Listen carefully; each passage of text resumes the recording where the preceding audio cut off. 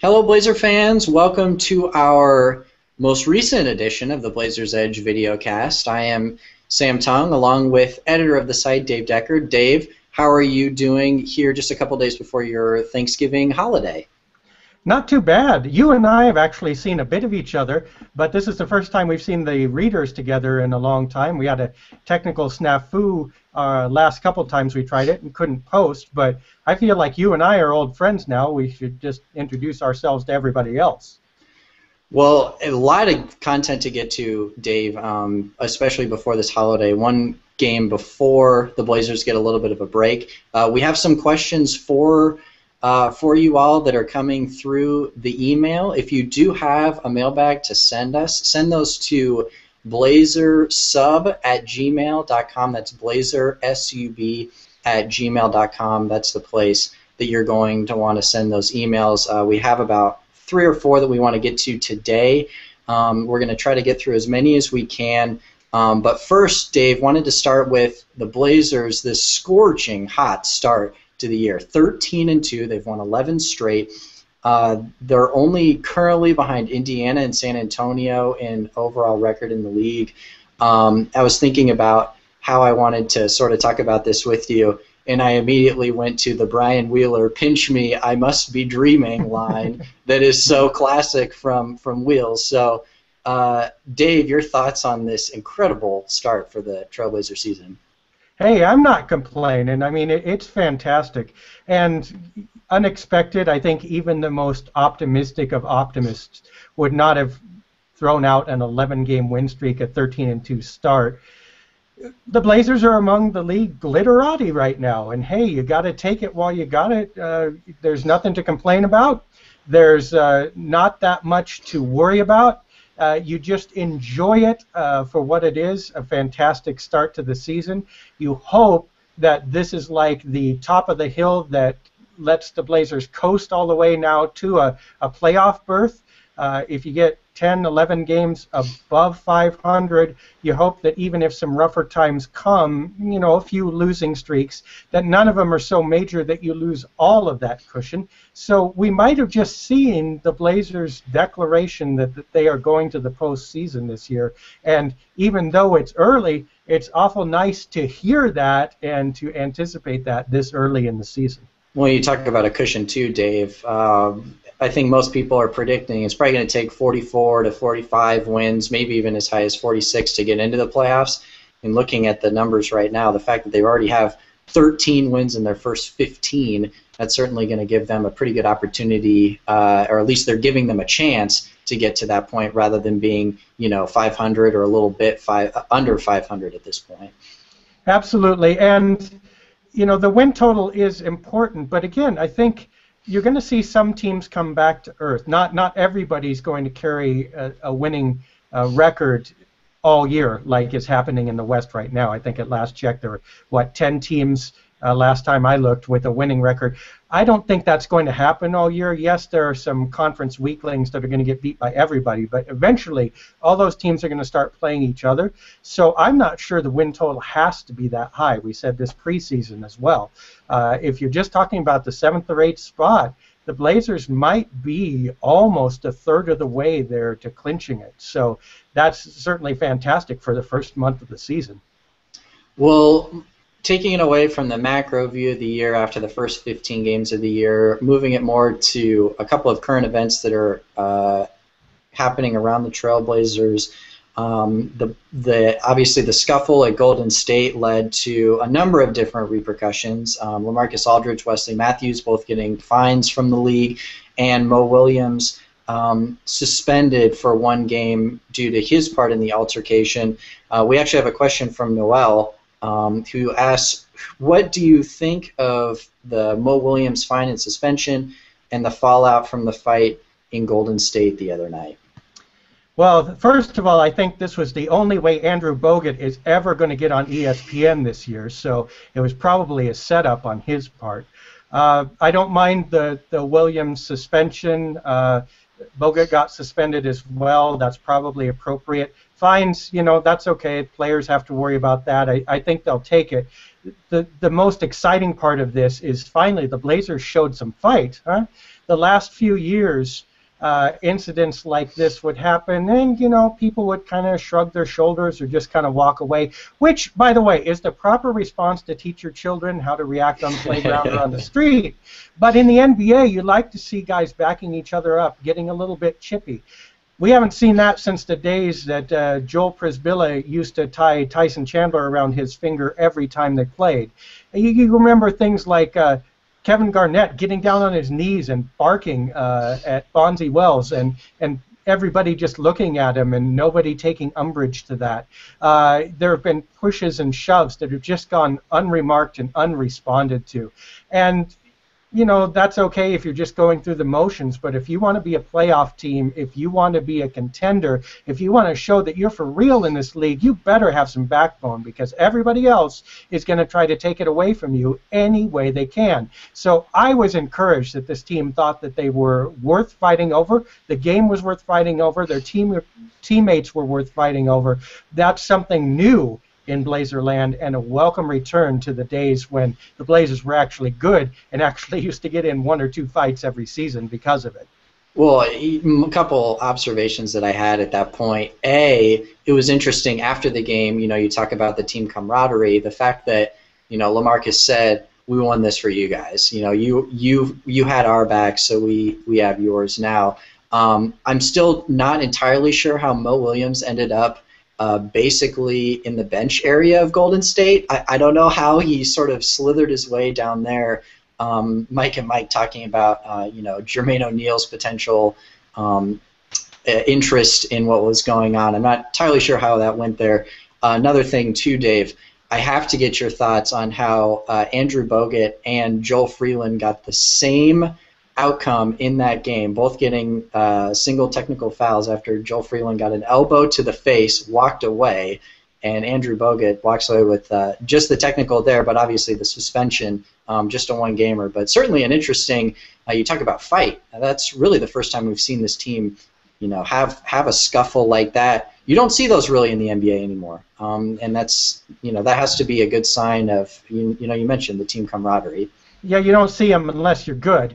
When you're good, people tend to get a little bit more upset at you. If you're a cellar dweller, why would anyone fight with you unless you are, being a total jerk out there? If you're Ron Artest or something like that, then that might happen. But please, it's meta world peace. Come on. Yeah, well, not when he's throwing punches. So in any case, it's a good sign for the Blazers, and I am perfectly comfortable with that. And hey, if you're going to be suspended, being suspended against the Knicks is not the worst thing in the world. I mean, the Blazers didn't need Mo Williams to beat New York. They are in sad shape right now. So, hey, basically the Blazers were lighter in their wallet a little bit, but otherwise unscathed. And I wanted to talk a little bit about that too. It's something a little indirectly related to that question, but that was the first game of the season when the rotation, as it had been set up by Terry Stotts, wasn't exactly the way that he wanted it to be. Mo Williams wasn't available. They had to play Earl Watson in the second half of that game against Golden State, and then also against New York. Earl Watson got minutes. Will Barton got minutes. Kind of wanted to hear your reaction to, this isn't going to be perfect. As much as we would like to believe that this might be the one season that the Blazers get every break, I just don't. Realistically, that doesn't really seem possible. So, wanted your thoughts on the depth of the backcourt specifically, and how a couple of these guys did step up when their leader was suspended. Yeah, it's a good observation, and notice that you were one player gone from turning this year's bench into last year's bench, not in terms of productivity or talent, but in terms of the rotation. This year you've been seeing Mo Williams get the lion's share of the minutes, and everybody else gets, a few depending on how they're playing. If you look at the bench minutes from that New York game, everybody was basically at the same level. It was just like it was last year where, everybody gets 13 minutes, some, really bottom of the rotation guy might get 7. But there's not a lot to differentiate between those bench players. It shows you, A, how important Mo Williams is to the team right now, but B, as we've been saying, injuries or in this case, a suspension, can mess with this team pretty seriously. There's some quality players on the Blazers, but there's not a ton of true depth. They can't afford to lose any of these guys and still keep the same groove going. They have to jury-rig pretty quick if somebody goes out. Well, and C.J. McCollum, obviously an option once he returns from his injury as well. But your point, I mean, it's pretty obvious when Will Barton is getting time off the bench. Flashes of 2012. But at the same time, they were able to... Will did okay. He did all right out there, but he's no substitute for Mo Williams, and neither will McCollum be, probably.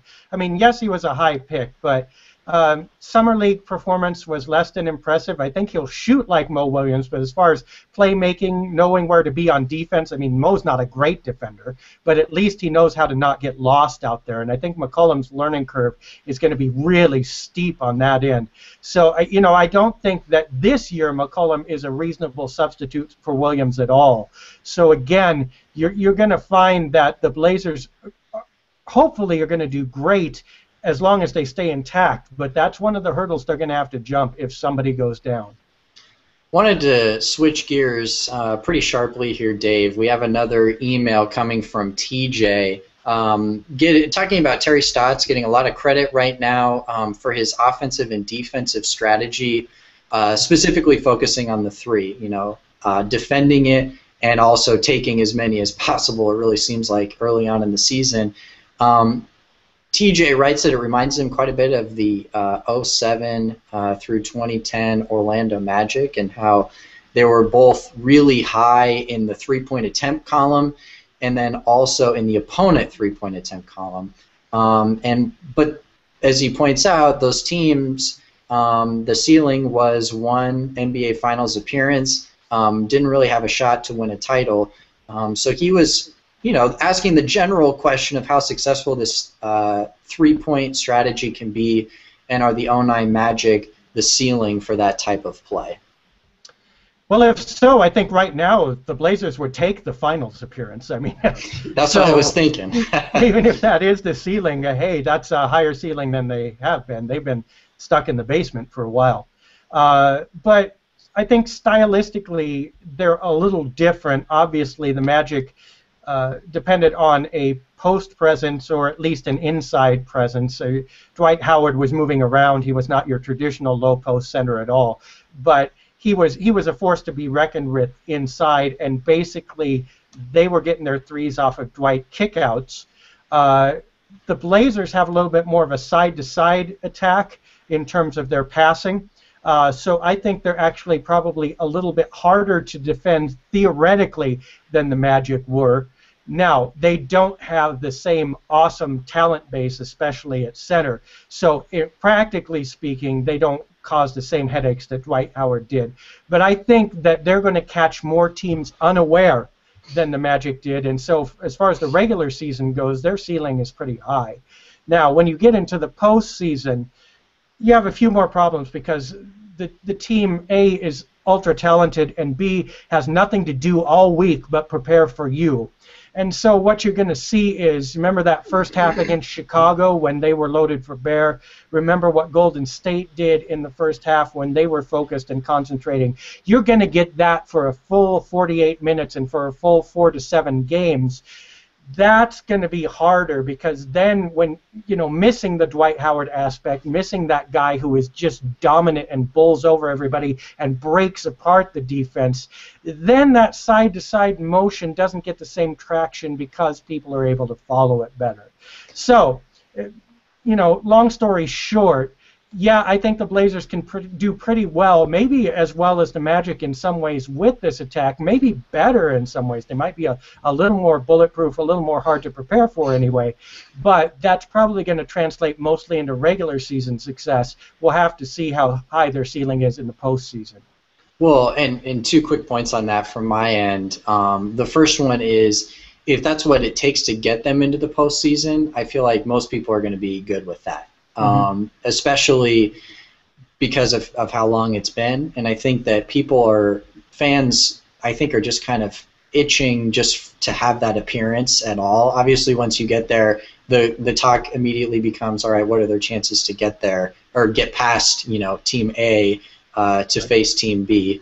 But and the other part of that too, Dave, is it seems like the style that the Magic were playing, it was much more, they had this anchor in the middle that they could throw guys at these three-point shooters in large part because they knew that no one wanted to come in the paint because they had, maybe the most dominant defender of the last decade, how good Dwight Howard was. He was a shot blocker, he was a rebounder, he did everything, just totally dominated the paint. He could hedge on a screen and come back and block a shot. I mean, it was unbelievable how good he was. The Blazers really don't have someone like that. So I think that, on the offensive side of the ball, they might have a lot of these three-point shooters, but defensively, Portland is going to really has to be forced to play a much more team style of defense because they don't have that one elite defender. Yeah, that's a brilliant point. I mean, our focus mostly on offense, but yeah, defense, there might not be much comparison there. And maybe the Blazers can bolster that. That should be one of the ways that they're looking to improve. If this role keeps continuing, they need to look to add to this roster sooner rather than later because you really want to take advantage of this while it's here. So a premium defender down low especially, or a center with some mobility even, would be a rich add to this team. Okay, well, that's a perfect segue into our next question that's coming from Liz. And Liz asks if you would be okay with let's talk about the Omer Asik topic here, Dave, because it's been something that's not only gone around Portland quite a bit here recently, but it's also gone really around the league, his unhappiness in Houston right now and his likely availability. Liz is asking whether or not you would be okay with including C.J. McCollum in a trade for Omer Asik. I know you've talked a lot about what his kind of fit would be on the team, but kind of wanted your thoughts on A, what type of fit he would be, and B, what are the types of players, if he is a fit, would you be willing to part with to maybe, include an Asik type player?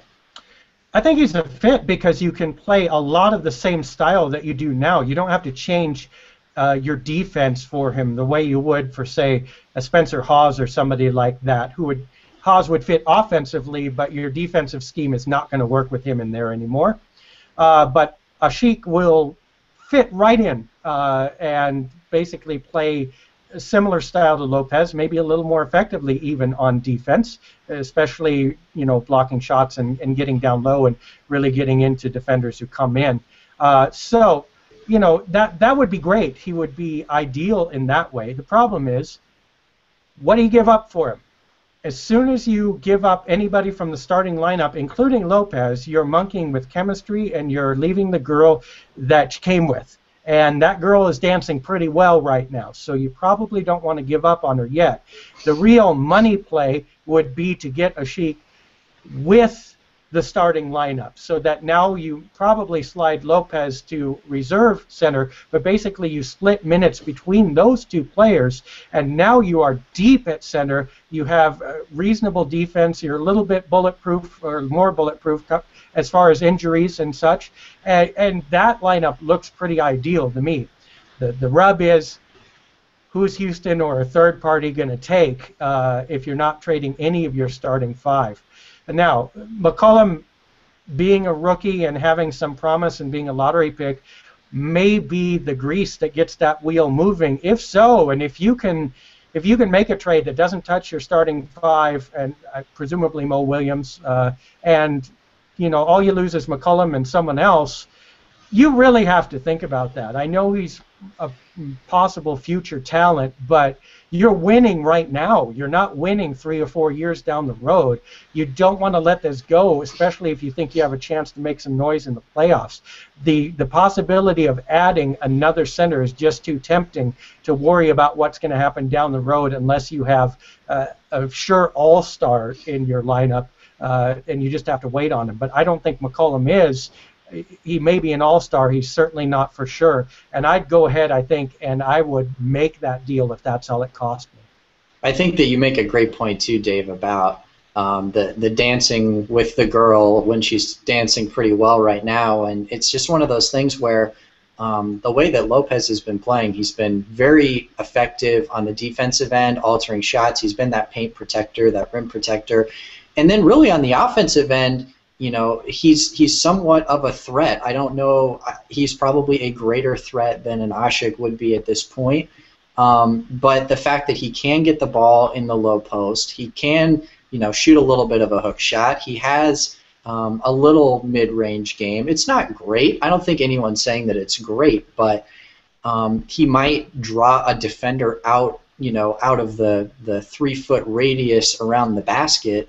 And, at this point, is it worth trading him plus another asset to make the money work? Is Asik close to double the value of Lopez right now if you're looking at just $1 and cents? I don't know if that's necessarily the case.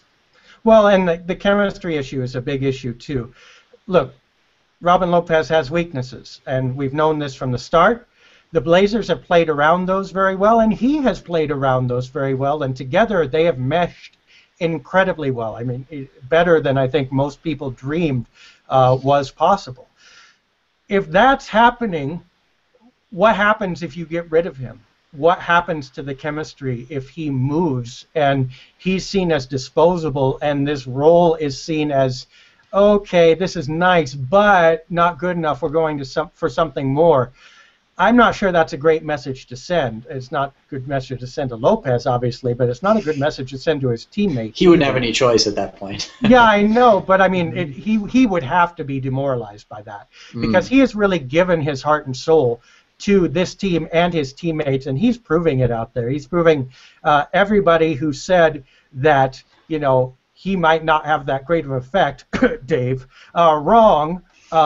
And he is showing that he has a much bigger effect than his stats or his weaknesses show. Now, again, you have to ask whether this is going to last for 82 games. You have to ask whether this is going to continue through the playoffs when an opponent can prepare for him and for the Blazers.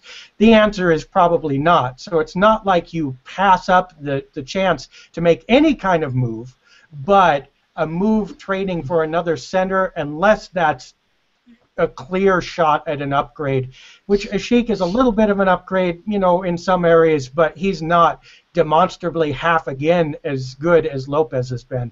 I don't think you make that kind of move. And by the way, I know we're going to get comments on this, so we'll have to have a poll. It's tomato, Asik, what? Asik. We can vote. Asik, whatever it is. We can vote in a poll in the Videocast, and our readers will tell us which one of us is going to win this battle. I feel confident about my opportunity here, Dave. I'm not going to lie. Perhaps the young pup is coming up in the world. That's good. We will see. I don't know. I have a lot of folks who might vote my way just because I'm not good looking. We'll have to see. Well, it goes without saying. I just evidently not. I wanted to add one quick thing before we wrap this thing up, Dave. You're talking about Asik's fit on the team, and you're talking about, at what point do we decide this is a team of now and not a team of the future? It's interesting that we're having that conversation, yet the team is on an 11-game win streak. They are 13-2 this point. They are the second seed in the Western Conference if the playoffs were to start today. They play an incredible basketball. A lot of what they're doing is probably unsustainable. Wes Matthews shooting over 50% from three for an entire year. I'm not putting my money on that. However, the consistency of Aldridge throughout the year, the fact that Damian Lillard still hasn't necessarily gotten it going, surely to the level that he wants, the way that Nick Batum has been contributing on a night-in and night-out basis. It's interesting that the fact that we are even having this conversation, considering, 3 weeks ago, everyone was saying, let's not jump to conclusions. Well, we still shouldn't jump to conclusions. The Blazers will have to play a lot better because the schedule gets a lot tougher. And frankly, there's been a confluence of events that has kept this winning streak alive. I mean, there are a few times when they've been on the ropes, even been had dead to rights, that, you think of the Chicago game, or you think of Derrick Rose going down. You think of that Phoenix game in Portland, which was really close, and then Goran Dragic got his, slash across the forehead when he collided with Mo Williamson had to go out, and he was playing great. This winning streak, I'm not saying that it's not real. It is real, but the Blazers have been getting some Lakers-level breaks in some senses from some of these teams. All right. It's true. I mean, this is what being a Lakers fan has felt like all these years, Blazer fans. It's everything falls right for them, and you go, curses, you jerks. We get to be the jerks for a while, and I'll take it. I'm fine with that. But can't rely on that all season. There might be some other contributing factors to that success, Dave, that you might not be recognizing right now. No, I'm not saying that's the only factor, but the fact remains the Blazers can play at this level throughout the season, and if they just stay there, they are, A, not going to have this level of winning even because there are 2 or 3 games that they should have dropped, and B, they are not going to have this level of winning because they're about to get into a thicket of a lot tougher teams, especially on the road, and they were not, it's not like they were running away with all of these games. Most of them have been, fairly competitive. Yeah, there have been double-digit wins, but a lot of those have been, pull-aways at the end. It's been decided. The Blazers shouldn't get comfortable. They need to get better. So it's good that we are talking about this right now. It's fantastic, and we should talk about it. Take it for all it's worth. But Portland still has some growing to do and maybe some moves to make before this kind of talk can become a regular thing. Well, a lot of that growing is going to happen over the next 4 games. They have Phoenix and LA next. Phoenix first before the Thanksgiving holiday, then LA on Sunday, I believe, and both on the road, and then home games against Oklahoma City and Indiana. I'm going to guess that win streak is probably going to end in the next 4 games, Dave. But, what are your thoughts here for the next couple of games for the Trailblazers before we wrap this thing up? Well, the Phoenix one is the most interesting one because that's been a kind of a rough spot for the Blazers. Obviously, their win was by, a single point. And that they were this close on a tip from losing that game. Yeah, I still don't understand how they won that game, but like I said, I'll take it. I'm not complaining. I remember conference finals losses that shouldn't have happened. I mean, this isn't even beginning to be payback. So, hey, universe, I will take it. But the Phoenix game will be interesting to see how they come out in that one. LA, I mean, who cares? It's nice to say that. Who cares about the Lakers? They stink. They're going to stink until Kobe comes back. So we'll see how that plays out, win or lose. That's probably not indicative of much. Then, of course, Oklahoma City and Indiana coming in is like the older brothers coming, hey, you've been doing pretty good in JV ball. You think you're ready to step up? Okay, let's play. And, the Blazers would be doing well to win one of those. I'd be happy if they went 1-1 in that set. If they went 2-0, that would be ecstatic time. But, they're going to come back to earth, and the league's going to catch up with them a little bit. The important thing will be, as I think we said before, losing a couple games doesn't matter. You don't want to lose like 7 in a row, and you want to respond well after you lose 3 or 4 in a row. You want to come back with a nice winning streak. Again, you don't want to start dropping every other game. As long as the Blazers can manage not to fall apart or get discouraged when they do start losing and forget what got them there, they should be okay. Well, obviously the next 4 games is really important for the Trailblazers. Kobe Bryant going to be featuring a shiny new $50 million contract on Sunday. So it'll be interesting to see how his reception is over the next couple of games in Los Angeles. Is Kobe back? Did I miss that? You'd think he's not all over everywhere. No, he's not. He's just he just signed. He just got paid like he's back, right? Yeah. And he's gonna be Kobe for the foreseeable future. So, but Dave, appreciate the time. We're going to wrap this thing up. Again, your emails go to blazersub@gmail.com. That's blazersub@gmail.com. Send them Dave's way. He runs through them. We pick out the best, not only for his almost daily mailbag segments, at least a couple times a week, plus these video mailbag segments. So check them out on blazersedge.com. For Dave Deckard, I am Sam Tongue. We will catch you all soon.